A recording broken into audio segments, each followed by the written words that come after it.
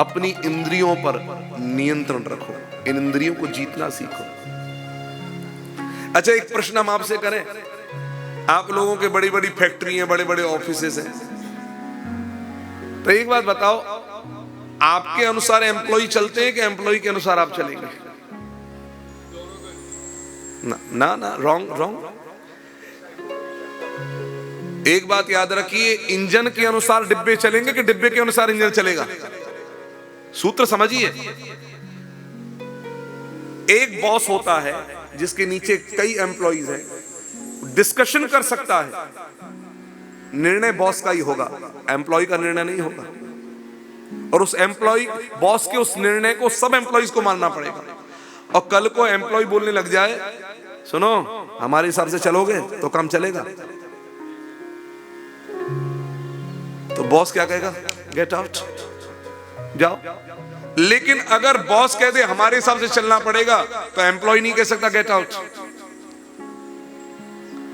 सीधा सिद्धांत है, बॉस के हिसाब से एम्प्लॉइज चलेंगे, तब आपकी फैक्ट्री, आपका ऑफिस चल पाएगा, राइट?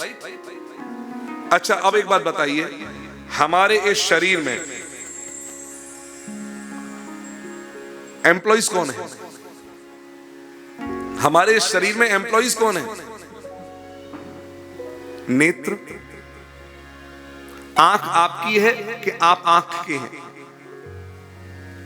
हाथ, कान, ये सारी इंद्रियां आपकी हैं, आप इन इंद्रियों के नहीं हैं। एम्प्लॉइज आपके हैं, आप एम्प्लॉइज के एम्प्लॉय नहीं हैं, आप बॉस हैं।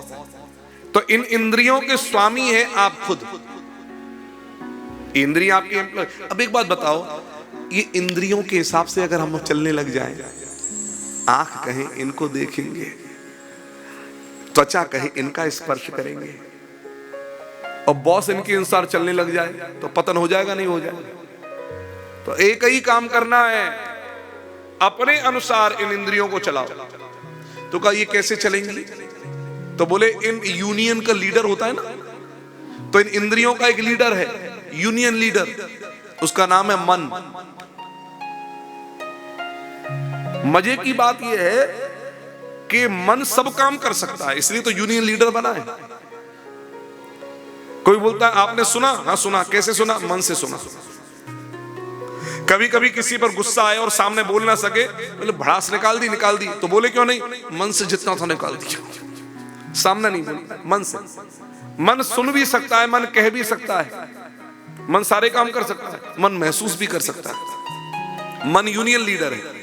तो मन को कह करके एम्प्लॉइज को कंट्रोल में रखवाओ कि हम जैसा चलाना चाहें वैसे चले। देखना इंद्रियों के न घोड़े भगे, उनमें दिन रात संयम के कोड़े लगे। अपने रथ को सुमार्ग चलाते चलो, कृष्ण गोविंद गोपाल गाते चलो। ये जीवन रथ है। तो कहा कभी यूनियन लीडर बिगड़ जाए, मन बिगड़ गया तो? बोले मन बिगड़ गया।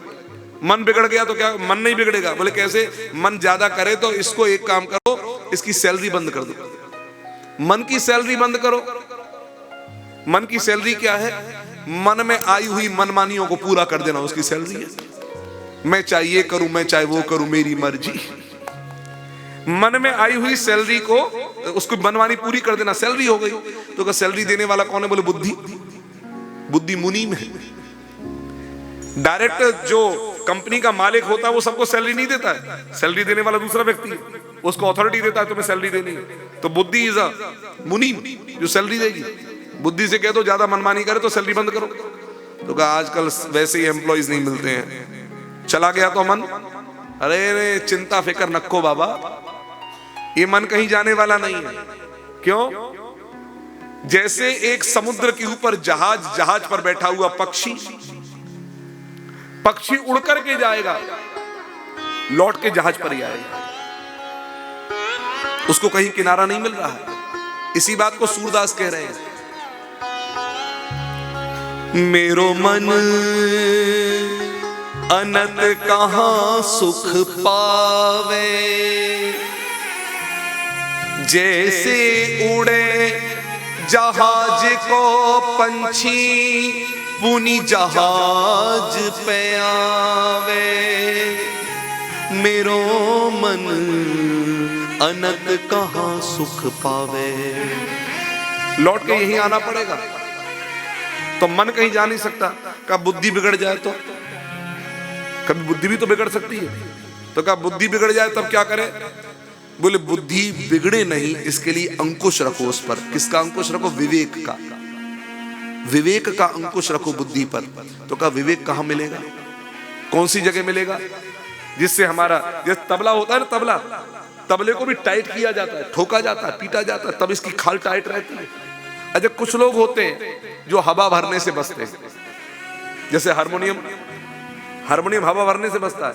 और कुछ ऐसे होते हैं जो फूंक मारने से बचते हैं, बांसुरी इत्यादि। और कुछ ऐसे होते हैं पिटे बिना बजेंगे ही नहीं, वो पिट करके बजते, तबला, ढोलक। अच्छा, कुछ ऐसे होते हैं उनको पीटना नहीं, कान टाइट करने उनके, सितार। आप समझ रहे बात को? तो अलग अलग है किनको कैसे चलाना है, सबके अपने अपने तरीके हैं। तो कहा बुद्धि के ऊपर विवेक का अंकुश रखो। तो कहा विवेक कहां मिलेगा?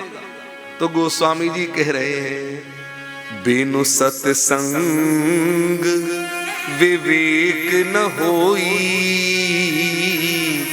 राम कृपा बिनु सुलभ न सोई। बिना सत्संग के विवेक नहीं मिलेगा, और वो सत्संग बिना राम कृपा के, बिना भगवत कृपा के मिलने वाला नहीं है।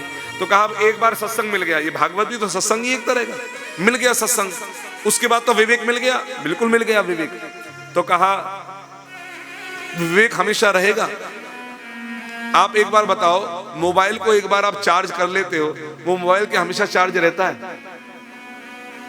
आपके उपयोग करते करते, और जैसी आपकी उपयोगिता है, उस इंस्ट्रूमेंट को जैसा उपयोग करोगे उसके अनुसार ही आपको फिर चार्ज करना पड़ेगा। ऐसे ही आपको विवेक सत्संग से मिल गया, चार्ज हो गए, धीरे धीरे करते आपका विवेक जब क्षीण होने लगे, फिर सत्संग में चार्ज में लगाइए। और यही कारण है देवादिदेव महादेव शिव शंकर जैसे, वो भी भगवान राम से क्या कहते हैं? बार बार वर मांगहूं, हर्षि देहु श्रीरंग, पद सरोज अन पायनी, भगति सदा सत्संग। पद सरोज अन पायनी, सत्संग सदा, सत्संग सदा चाहिए, आपके चरणों की भक्ति चाहिए। बार बार वर मांगो, बार बार मैं आपसे यही मांग रहा हूं, मेरा सत्संग ना छूट जाए।